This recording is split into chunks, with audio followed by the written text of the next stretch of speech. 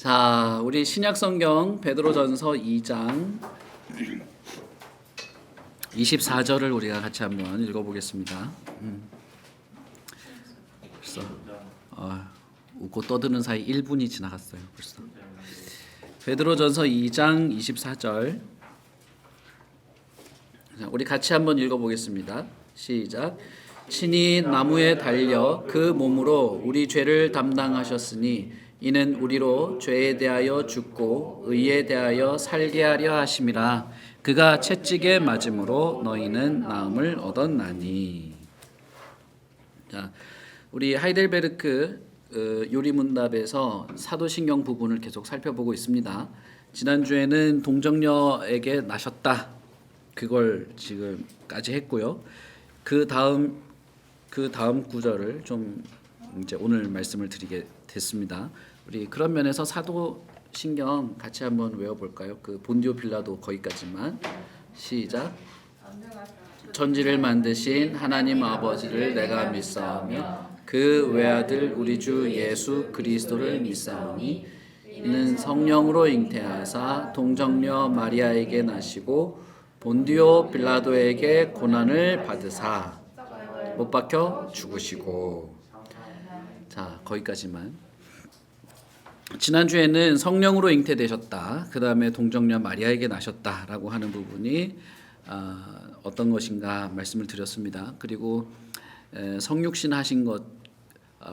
하셨고 중보자가 되셨다라고 하는 내용을 말씀을 드렸죠. 오늘은 본디오 빌라도에게 고난을 받았다라고 하는 것이 우리 사도신경 신앙 고백에 들어가 있고, 그것을 우리가 예수님을 믿는 믿음의 내용으로 고백하는 내용에 대해서 말씀을 드리겠습니다. 요리문답 우리 책 127쪽에 있는 것이고 질문 37번이죠. 고난을 받으사라는 말은 무엇을 의미합니까?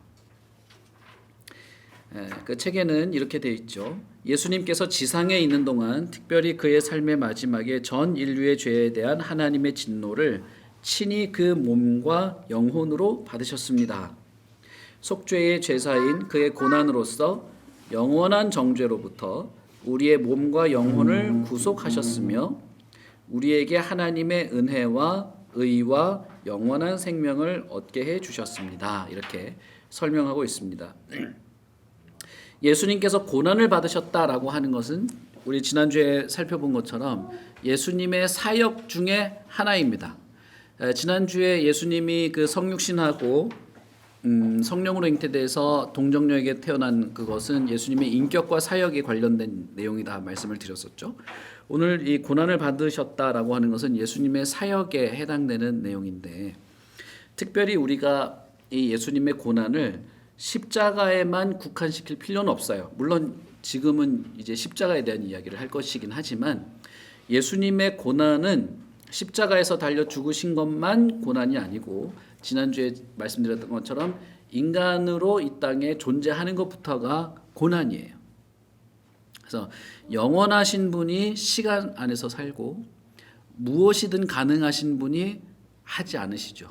그러니까 예수님은 물 위를 걸으시기도 하고 하실 수 있는 분이지만 어떻게 합니까? 나귀를 타고 다니고, 먹지 않아도 살 수 있는 영원한 분이시지만 먹을 수밖에 없는 그런 것들이 있죠. 그러니까 그런 그 인간의 삶의 어떤 속박 속에서 사는 것도 다 고난이라고 할 수 있습니다. 그리고 피조물이죠. 예수님은 천지를 창조할 때부터 있었잖아요. 하나님과 같이 천지를 창조하셨죠. 지난주에 우리 골로새서 읽은 것처럼 만물이 그로부터 나왔고 만물이 그로 유지되고 있는 것인데, 이 세상의 만물이 또 다 예수께로 돌아가게 될 것입니다. 그런데 이런 창조주가 피조물에게 멸시를 당하는 그 모든 것들이 다 고난이 됩니다. 그리고 또 어떤 고난이 있습니까? 예수님의 고난 중에는 방금 뭐 닥쳐 이런 것 같은데 예수님의 고난에 뭐가 있습니까? 예수님이 인격적인 관계를 맺는데, 인격적 존재니까. 그런데 제자들, 예수님의 친부모, 그러니까 마리아 동생들, 이런 사람들이 예수님을 이해하지 못해요. 그래서 우리 성경을 쭉 보시면 예수님이 고독한 분이었다 이런 걸 좀 느낄 수 있어요. 고독한 분이에요, 이분이. 그래서 기도할 때도 제자들에게 내가 너무 힘들다. 너무 힘드니까 나를 위해서 기도해 달라. 근데 예수님의 그 표현이 정말 인간적이거든요. 내가 너무 걱정이 많이 돼서 죽을 것 같다. 이게 너무 인간적인 표현이잖아요. 진짜 죽음의 공포 앞에 직면한 거예요. 그러니까 그 피조물한테 기도를 부탁해요. 예수님이. 이게 다 고난스러운 상황인데 더 심각한 고난은 뭐냐? 아무도 이걸 이해를 못해요. 예수님의 마음을 이해해 주거나 공감해 주는 존재가 없는 것입니다.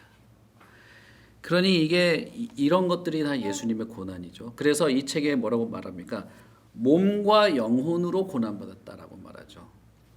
창조주께서 두려움과 공포를 느끼겠습니까?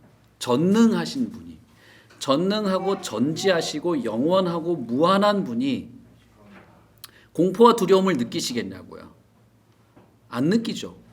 그런데 그분이 어떻게 합니까? 너무 공포스럽고 질린 상태에서 하나님께 기도하잖아요. 제자들한테도 피곤해 죽으려고 하는 애들한테도 한 시간만 나를 위해서 기도해 줄 수도 없니? 이러면서 죽음의 공포에서 바들바들 떨면서 얼마나 간절하게 기도했으면 핏방울이 맺히지 않습니까? 이게 창조주의자 하나님의 영원한 독생자로서 당연한 고난이 아닌 겁니다. 이게 정말 불합리하게 당하는 고난이죠. 그러니 훨씬 큰 겁니다. 여러분 세상에서 제일 힘든 게 뭔지 아십니까? 억울한 거. 억울한 건 진짜 힘들어요. 참기 힘들어요. 내가 실수해서 그렇게 됐으면 괜찮은데 억울하게 당하잖아요. 정말 힘듭니다. 근데 예수님은 억울하게 당하고 있는 거거든요. 그러니까 그런 모든 면에서 일단 고통이고, 그리고 여러분 하나님이 외로우실 수 있을까요, 없을까요? 있습니다. 하나님이 삼위로 계시죠, 그죠? 삼위일체 하나님이죠. 하나님은 외롭지 않아요. 사랑의 완벽한 공동체를 가지고 있어요. 삼위.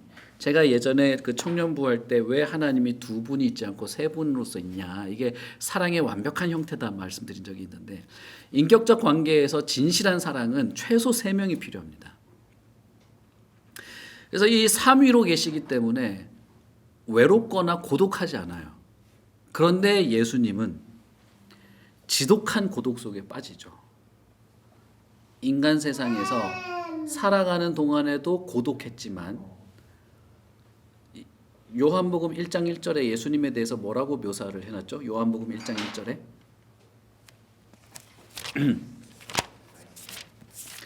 태초에 말씀이 계시니라. 이 말씀이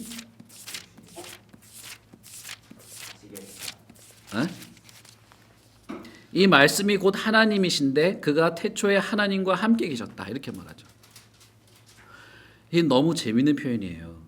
태초부터 말씀이 계셨는데 이 말씀이 하나님과 함께 계셨다. 이게 예수님에 대한 첫 번 설명이에요. 요한복음 1장 1절에.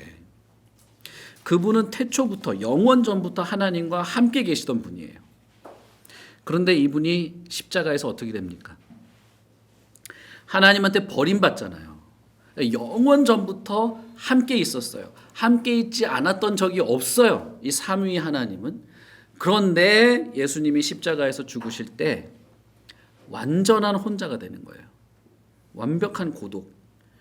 나귀를 타고 예루살렘 성으로 이렇게 들어갈 때 사람들이 호산나 호산나 외치지 않습니까?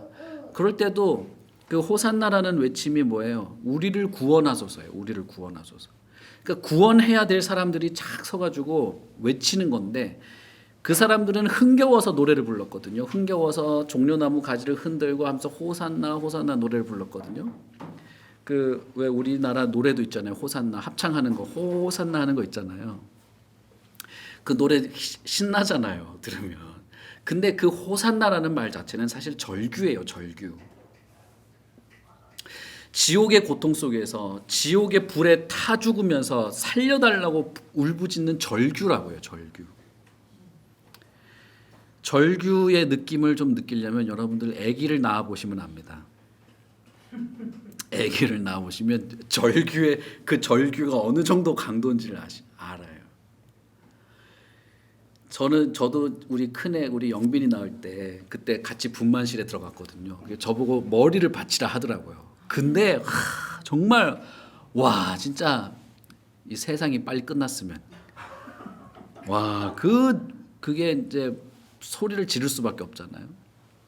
그러니까 사실 절규는 사실 그보다 더 심한 거예요. 그 절규하는 게 호산나예요. 근데 이 사람들이 흥겨워서 노래를 불렀다고요.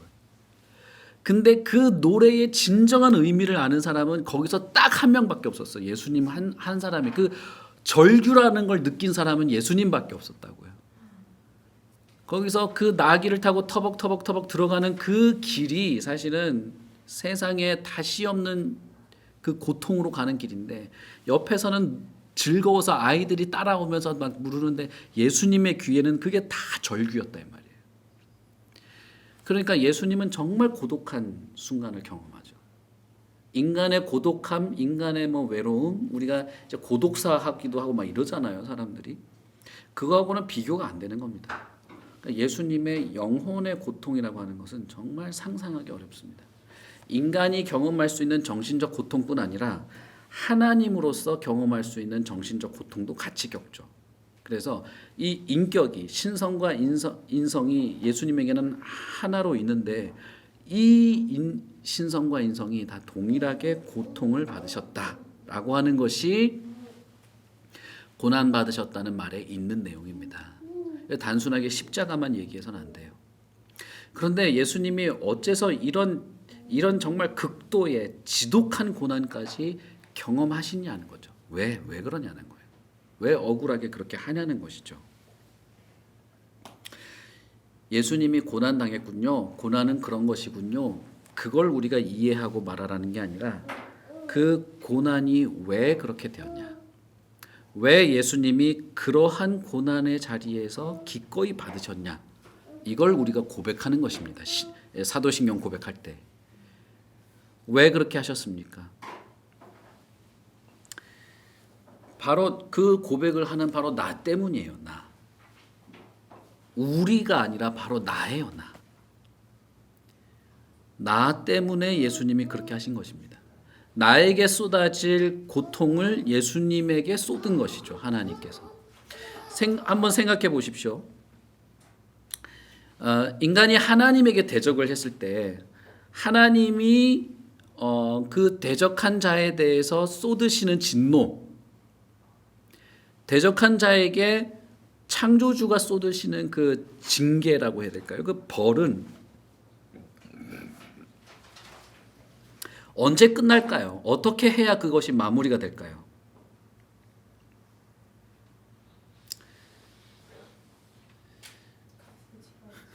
값을 치러야죠. 맞습니다. 하나님이라고 하는 위치에 반격을 했을 때, 이 대항을 했을 때, 이 하나님이라고 하는 위치에서 쏟아지는 이 진노를 다 받아야 끝나는 거예요. 그런데 저와 여러분 중에 누가 이 하나님의 진노를 다 받을 수 있냐 이 말이에요. 우리 요즘에 욥기 읽고 있는데 욥이 하여튼 욥도 억울하게 문제가 생기지 않았습니까? 욥도 억울하게 문제가 생겼을 때 욥의 친구 중에 한 명이 그 누구죠? 혜진자매. 갑자기 생각이 안 나네. 소발 아닌가? 소발인데 소발이 욥에게 그렇게 말합니다. 너가 의롭다고 하지만 하나님의 눈으로 봤을 때는 너는 사실 죄가 많아. 네가 지금 당하는 고통은 네가 가지고 있는 죄의 일부분에 해당하는 고통을 받고 있는 거야. 이렇게 말하거든요. 그 말이 욥에게는 무척 가슴 아픈 말이고 사실은 그게 적절하지 않은 말이지만 사실 내용 자체는 맞는 거예요. 그 욥기에서 보면 욥의 세 친구들이 말은 다 맞아요. 맞는 말을 하는데 그게 다 도움이 안 되는 거죠. 근데 말은 맞아요. 하나님이 너의 그 많은 그 악함 가운데 조그만 악함에 대한 벌을 하는 건데 너는 그 정도만 받는 것도 감사하게 생각해라 이렇게 말하거든요. 근데도 욥이 어떻게 합니까? 그 사람이 난 차라리 엄마 뱃속에서 죽어서 나왔으면 좋았을 텐데 이렇게 말하잖아요. 그러니까 하나님의 진노, 하나님이라고 하는 분을 향하여 벌어진 이 반역을 하나님께서 진노로 죄에 대한 값을 치르게 할 때는 아무도 그것을 치울 수 없는 것입니다. 그런데 사실 하나님이 모든 인간을 그렇게 다 가루로 만들고 먼지로 만들어도 상관이 없다는 거예요. 요는 우리가 그 벌을 어떻게 다 받습니까? 도저히 못 받습니다. 그게 뭐 어쩌라고요. 그래도 하나님이 진노를 쏟아서 아예 먼지로 만들어도 되는데 상관이 없어요. 그렇게 해도. 그런데 하나님은 그렇게 하지 않고 하나님 자신이 그 벌을 받도록 결정했다는 거예요. 그게 고난을 받으사예요. 여러분. 그 왜 옛날에 그 패션 오브 크라이스트라는 영화가 있었지 않습니까? 영화에 보면 예수님이 고난 당하는 걸 막 아주 리얼하게 하잖아요. 근데 그건 사실 정말 육체적인 고통의 일부분이에요. 일부분. 그 채찍에 얻어맞고 밤새 사람들한테 두드려 맞고 나중에 십자가에 못 박혀가지고 조롱당하고 칼로 이 옆구리가 뚫리고 하는 거를 사람이 다 감당할 수 없어서 예수님이 한 게 아니다 이 말이에요. 그거는 예수님의 양쪽에 있는 그 도적들도 똑같이 그 정도 수준은 당했어요. 그것을 훨씬 초월하는 하나님의 무진장의 진노가 있는 겁니다. 그거를 하나님이 범죄한 인간한테 그냥 다 쏟아버리고 인간을 우주에서 사라지게 만들어도 아무 문제가 없습니다. 그런데 그렇게 하지 않고 하나님이 태초부터 영원전부터 함께 있었던 자신의 독생자 예수에게 이거를 다 쏟아붓기로 결정을 한 거예요. 그렇게 하고 우리를 살리려고, 나를 살리려고. 그것이 하나님의 결정이었고 그것이 예수님이 동의한 내용이에요. 그것을 우리가 고난 받으사라고 고백할 때 그것을 우리가 고백하는 겁니다. 내가 얼마나 지독한 죄에 빠진 자인가를 함께 고백하고 동시에 하나님이 얼마나 지극한 사랑으로 이런 일들을 하시는지를 고백하는 것이 본디오 빌라도에게 고난 받으사라고 하는 내용이 되는 것이에요. 물론 여기에는 화목 제물 무슨 이런 여러 가지 디테일한 내용이 있습니다만은 고백의 내용은 그렇다 이겁니다. 우리가 고백을 할 때. 그래서 우리 그 128페이지에 보면 그리스도의 이러한 고난은 그 3번 단락을 보시면 그리스도의 이러한 고난은 자신의 죄 때문에 일어난 것이 아니고 그리스도의 고난은 하나님에게서 정한 것이고 그리스도와 아버지가 협의하여서 된 것이다. 그리스도의 고난은 바로 이 하나님과의 협의를 성취시키기 위한 것이었다. 이렇게 말하죠. 이것이 저와 여러분이 고난받으신 예수님 이렇게 고백하면서 예배로 나오는 내용이라고 할 수 있습니다. 제가 지난주에 우리는 예수님을 간절히 의지해야 된다 말씀을 드렸었죠. 의지해야 되는 이유는 예수님이 우리의 유일한 중보자이기 때문이다. 변호사이기 때문이다. 그렇게 말씀드렸어요. 그리고 또 하나가 뭐냐? 예수님만이 나를 대신해서 벌을 받으신 분이기 때문에 예수님을 의지해야 되는 것입니다. 예수님만이 하나님에게 인정받는 벌 받은 분이에요. 이걸 뭐라고 하면 좋을까요? 요즘에는 그런 게 있는지 모르겠는데 예전에는 왜 이런 거 있었잖아요. 돈 대출하고 하면 차용증 이런 거 쓰지 않습니까? 차용증 써가지고 돈을 다 갚으면 이 돈 다 갚은 것에 대한 확인을 하잖아요. 이게 그 확인 증서가 있으면 이 사람은 아무런 더 이상의 변제할 이유가 없는 것이죠.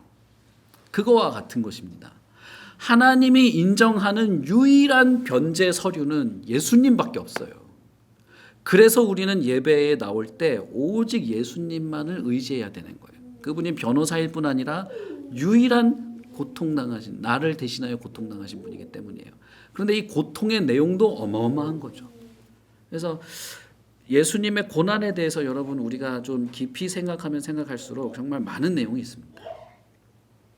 그런데 우리가 고백할 때, 사도신경으로 고백할 때 이걸 고백하면서 저와 여러분은 오직 예수님만을 의지해서 이 예수님을, 이 서류를 들고 하나님 앞에 나오는 거예요. 이 마음을, 예배 시작 전에 이 마음을 정말 잘 이렇게 잘 가다듬고 잘 마음에 품고 예배에 참여하는 이런 것들을 우리가 하셔야 돼요. 그래서 제가 이제 여러 번 말씀드렸잖아요. 예배 시작 전에는 최소한, 예배 시작 전에는 잠깐이라도 앉아서 5분이나 10분이라도 앉아서 우리가 우리 사도신경으로 고백하겠습니다. 그때만 사도신경 하는 게 아니고 앉아서 우리는 이것을 내 안에서 이렇게 상기시키면서 쭉 내 정신을 그쪽으로 집중해야 됩니다. 그렇게 하시면서 예배에 참여하는 거예요. 그 수밖에 없어요. 사실은 예배라는 거는. 그래서 예배 드릴 때 제가 종종 기도할 때 그렇게 말합니다마는, 나를 보면 하나님은 진노할 수밖에 없고 나를 보면 하나님은 당장이라도 불로 태워 죽이실 수밖에 없을 것이다. 그러나 하나님, 예수님을 보셔서 나를 용납해 주시라고. 예수님 생각해 보시라고. 그리고 나는 예수님이라고 하는 이 변제 서류를 들고 바들바들 떨고 있는 거예요. 이게 예수께서 고난 받으사라고 고백할 때 우리가 가지는 고백의 내용이에요. 그러니까 하나님께 나아갈 때도 고난 받으신 예수님을 이야기하고 믿어야 되고, 내 자신의 어떤 위로와 내 자신의 어떤 그 평화를 생각할 때도 나를 대신하신 고난 받으신 예수님을 생각하고 믿음으로 고백하는 것이죠. 그리고 실제적으로 십자가에 죽으셨을 때, 이제 십자가를 얘기해 보자면, 십자가에 죽으실 때 왜 유대인들은 예수님을 단순히 돌로 쳐 죽이지 않고 십자가에 매달았을까? 그게 이제 질문 38번에 이제 나오는 거죠. 왜 예수님은 총독 본디오 빌라도에게 재판을 받으시는가? 왜 예수님을 십자가에 매달아 죽이려고 했을까? 여러분, 스데반 한번 생각해 봅시다. 스데반은 돌로 쳐 죽여요. 그 사람은 재판을 안 합니다. 스데반을 왜 돌로 쳐 죽였습니까? 하나님이 천국에서 나를 보고 나를 이렇게 안아주려고 손 벌리고 서 있다 이 말 하니까 그냥 돌로 쳐 죽인 거죠. 예수님을 하나님의 아들이라고 설교하니까. 그거는 설교를 그런 식으로 해서 죽인 게 아니라 신성모독이라 죽인 거예요. 그래서 유대 사회에서 유대인들은 사형 집행을 할 권리가 없었는데 유일하게 사용할 수 있는 방법이 있었어요. 그게 뭐냐면 신성모독이면 그 자리에서 죽이는 거예요. 재판이 없어도 되는 거예요. 그래서 신성모독했다 이러면 돌로 던져서 죽이는 거죠. 그래서 빌라도도 이거를 재판을 하려고 보니까 재판거리가 안 되는 거예요. 그러니까 로마 법을 어긴 게 아니다 이 말입니다. 그 말은 보니까 유대인들의 종교에 관련된 사건인 거예요. 빌라도가 보니까. 그래서 빌라도가 유대인들한테 뭐라고 했냐면, 나 죄를 찾지 못하겠다, 종교대로 해라라고 보낸 겁니다. 그 말은 돌로 쳐 죽이든지 알아서 해라, 그냥 죽이고 싶으면 죽이든 이렇게 한 건데, 유대인들이 끝까지 고집한 거예요. 아니라고, 십자가에 달아서 죽이고 싶다고 한 거예요. 그러니까 이게 아주 집요한 거였죠. 자, 생각해 봅시다. 이 세상의 마지막 날에 벌어질 일이 뭘까요? 세상의 종말이 딱 왔을 때 벌어질 일이 뭘까요? 전 우주적인 이벤트가 열리는데요. 전 우주적인 이벤트가 열리는데 그건 뭐냐? 재판장이 열려요. 재판정이 열리고 이 지구상에 살았던 모든 사람, 무덤에 들어간 사람까지 다 열고 나올 겁니다. 그리고 재판을 받을 거예요. 거기서. 그게 종말에 있을 우주적인 이벤트거든요. 그때 그 재판관이 누굽니까? 거기서 재판하는 분이 예수님이에요. 하나님이 아니고 성부가 아니고 성자가 재판을 하십니다. 그런데 예수님이 지금 누구한테 재판을 받아요? 빌라도한테 재판을 받죠. 이것도 고난입니다. 가능하지가 않은 거예요. 가능하지가 않은 게 와가지고 네가 죄가 있냐 없냐, 네가 하나님의 아들이냐 아니냐 대답해봐. 사실은 우주의 재판장이 앉아 있는데 할 말이 없죠. 사실은 뭐 굳이 뭐 한마디 더 해봐야 바뀌는 것도. 그 상황에서 이 피조물 하나님도 알지 못하는 재판장에게 죄가 있니 없니 재판받는 것 자체가 너무나도 이건 비참한 현실인 겁니다. 그런데 거기서도 유대인들이 원한 건 뭐냐? 십자가에 매달아 죽였으면 좋겠다는 거예요. 이 빌라도라는 사람의 특징이 그거였어요. 이게 로마가 자기가 지배하는 속국마다 총독을 보내잖아요. 총독을 보내면 총독은 거기서 이제 자기 스타일대로 다 통치를 하는 거예요. 근데 이 빌라도라고 하는 사람의 특징은 뭐였냐? 사람을 십자가에 매달아 죽였어요. 그게 이 사람의 주특기였어요. 그래가지고 그 어떤 기록에 보면 빌라도가 하도 십자가에 많이 매달아 죽이니까 빌라도의 별명을 무슨 피의 뭐 십자가인가 하여튼 그런 별명이 붙었을 정도로 무지하게 십자가에 단 겁니다. 그러니까 유대인들이 빌라도에게 데리고 온 거는 다른 게 아니에요. 저 사람이 십자가에 잘 매달아 죽이니까 십자가에 매달아 죽여보자 이거예요. 돌로 쳐 죽이는 건 성이 안 차는 거죠. 그래서 십자가인데 왜 하필 십자가였냐? 십자가가 이 세상에 지구상에 존재했던 형틀 중에 가장 고통스러운 형틀이기 때문에 그렇게 했다가 아닙니다. 그렇지 않습니다. 고통은 사실 사람마다 당하는 게 다르고 그리고 아까도 말씀드렸다시피 예수님만 십자가에 매달린 게 아니에요. 수도 없는 사람들이 십자가에 달려 죽었어요. 그러니까 유대인들이 예수님을 십자가에 달려고 한 이유는 다른 데 있는 거죠. 그건 뭐냐면 하나님께 저주받아 죽었다고 하는 것을 하고 싶어서였어요. 왜냐하면 나무에 매달려 죽는 것이 하나님에게 저주받아서 죽은 것이라고 하는 것이 있었기 때문입니다. 우리 그 130 어디냐? 응? 133쪽에 있죠.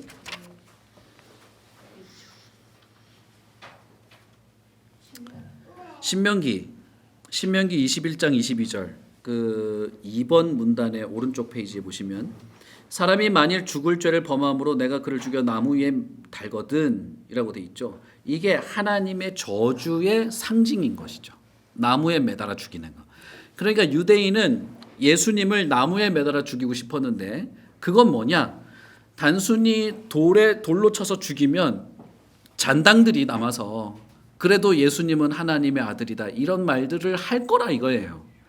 그러니까 십자가에 매달아서 저주받아서 죽은 자로 만들어 놓으면 죽은 이후에도 별다른 게 없는 거죠. 건수가 없는 거죠. 죽은 사람을 가지고 다시 미화시킬 수 없는 거예요. 십자가에 죽어버렸으니까. 누가 봐도 이 사람은 저주받아 죽은 자이기 때문에 더 이상 예수는 살아서도 치욕이고 죽어서도 영원히 치욕스럽게 만들려고 십자가에 매달아 달라고 한 것입니다. 그래서 유대인들이 폭동을 일으킬 기세로 십자가에 매달으라 하잖아요. 다른 걸 요구하지 않습니다. 십자가에 매달으소서, 십자가에 매달으소서 이렇게 말하죠. 그래서 예수님이 십자가에 달린 것입니다. 그러니까 이 모든 순서와 모든 그 상황과 이 삶의 방향이 사실은 예수님은 고난을 향해 간 것이죠. 그리고 십자가에 달리실 때 그 십자가는 저주, 제가 설교 때 말씀드린 것처럼 저주의 죽음인 거예요. 그 저주의 죽음이 사실 여러분, 나, 여기 서 있는 나에게 해당되는 저주였다는 것입니다. 단순히 벌이 아니고 어떤 잘못에 대한 벌이 아니라 하나님의 저주가 사실 우리에게 있었던 거예요. 하나님의 저주의 형벌이 우리에게 내려질 형벌입니다. 그래서 예수님은 하나님이 화냈는데 화내가지고 벌 내린 걸 받았다 정도가 아니라 하나님의 끝없는 저주를 받은 것입니다. 끝없는 저주, 참혹한 저주 아래 있게 된 것이죠. 그런데 참 재밌게도 이 예수를 십자가에 매달아 나무에 매달아 죽임으로써 죽고 나서도 다시 이 예수의 관계에 대해서 뭐라고 말할 건덕지를 남겨두지 않으려고 했던 유대인들의 의도와는 다르게 예수님은 부활을 하셨잖아요. 부활을 함으로써 이 모든 저주를 극복하신 거예요. 이게 어마어마한 거예요. 이게. 그리고 제가 설교 때도 말씀드렸다시피 예수님께서 십자가에서 저주의 상황에서 죽으심으로써 하나님이 아브라함에게 보여주면서 내가 이 약속을 이렇게까지 하면서 지킨다고 했던 그 약속이 비로소 지켜졌다는 것을 드러내게 된 것입니다. 그래서 유대인들의 보기에는 이게 정말 미련하고 참혹하고 부끄러운 것인데 예수를 믿는 우리에게 있어서 이 나무에 달려서 저주와 관련돼 저주스럽게 죽었다는 것이 오히려 우리에게는 뭐가 됩니까? 자랑이 되고 하나님이 이 예수 그리스도의 십자가의 저주의 죽음을 보여주심으로써 우리에게 하신 약속이 성취된다는 것을 확신할 수 있게 되는 것이죠. 그래서 그 창세기 15장에 하나님이 짐승 사이에 지나가는 그것이 대단한 거죠. 그건 아브라함을 위해서만이 아니라 바로 저와 여러분 위해서 보여주신 거라고 할 수 있어요. 그래서 바울도 그걸 인용한 것이고. 그래서 여러분 지난주에 이어서 계속 말씀드립니다마는 이 예수님을 마음에 품고 그 예수님께 내가 매달려서 하나님께 나온다는 사실을 아십시오. 그분께 매달려서 하나님께 나와요. 그리고 그분을 하나님 앞에 이렇게 펼쳐 보이면서 제발 이분을 보셔서라도 나를 예배 속에서 나를 품어 주십시오라고 하는 거예요. 질문 없으시죠? 자, 고난 받으사 본디오 빌라도에게 고난을 받으사 십자가에 매달려 죽으시고 라고 하는 내용에 대해서 우리가 살펴봤습니다. 오늘 여기까지 하겠습니다. 우리 같이 기도하겠습니다.